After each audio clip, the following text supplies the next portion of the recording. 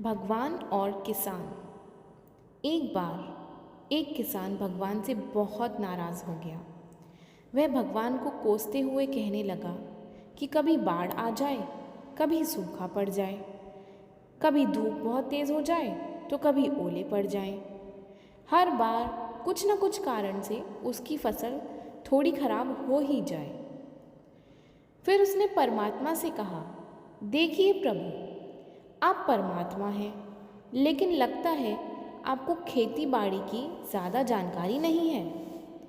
एक प्रार्थना है कि एक साल मुझे मौका दीजिए, जैसा मैं चाहूँ वैसा मौसम हो, फिर आप देखना मैं कैसे अन्न के भंडार कर दूँगा। परमात्मा मुस्कुराए और कहा, ठीक है, जैसा तुम कहोगे वैसा ही मौसम दूँगा, मैं दखल नहीं करूँगा। किसान ने गेहूं की फसल बोई।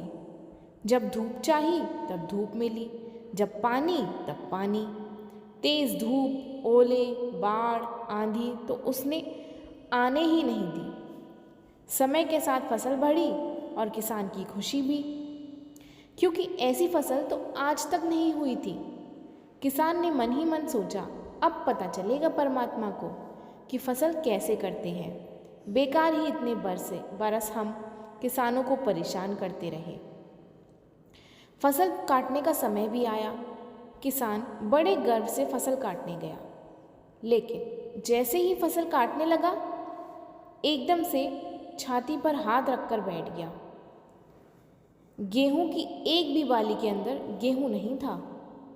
सारी बालियां अंदर से खाली थीं।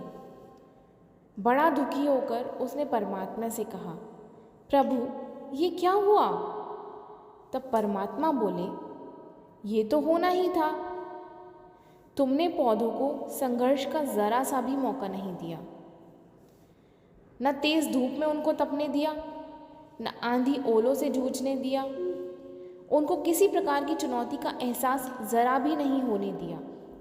इसलिए सब पौधे खोखले रह गए। जब आंधी आती है, तेज़ बारिश होती है, ओले गिरते हैं, तब पौधे अपने बल से ही खड़ा रहता है।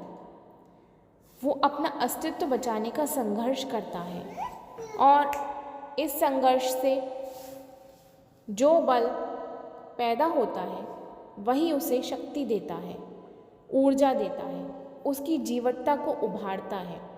सोने को भी कुंदन बनने के लिए आग में तपने, हथौड़ी से पिटने, गलने जैसी चुनौतियों से गुजरना पड़ता है, तभी उसकी स्वर्णिम आभा उभरती है, उसे अनमोल बनाती है।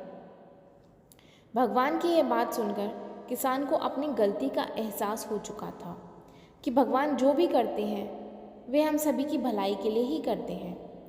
इस तरह वह किसान भगवान को पुनः फिर से पहले जैसा करने को कह दिया, और इस तरह किसान फिर से दोगुनी मेहनत के साथ अपने खेतों में मेहनत करने लगा और सब कुछ ईश्वर के भरोसे छोड़ दिया कि ईश्वर जो भी करता है वह अच्छा ही करता है। कहानी से शिक्षा। उसी तरह जिंदगी में भी अगर संघर्ष ना हो, चुनौती ना हो, तो आदमी खोखला ही रह जाता है। उसके अंदर कोई गुण नहीं आ पाता। ये चुनौतियाँ ही हैं जो आदमी रूपी तलवार को धार देती हैं, उसे सशक्त और प्रखर बनाती हैं।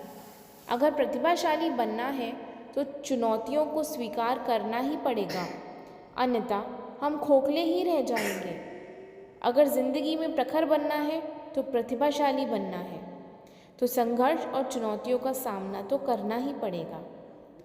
सुख के साथ दुख को भी सहना पड़ेगा, तभी वह अपने जीवन में आगे बढ़ सकते हैं। तो दोस्तों, अगर आपको ये कहानी पसंद आई हो तो प्लीज़ हमारे चैनल को लाइक, शेयर एंड सब्सक्राइब कीजिए। Thank you.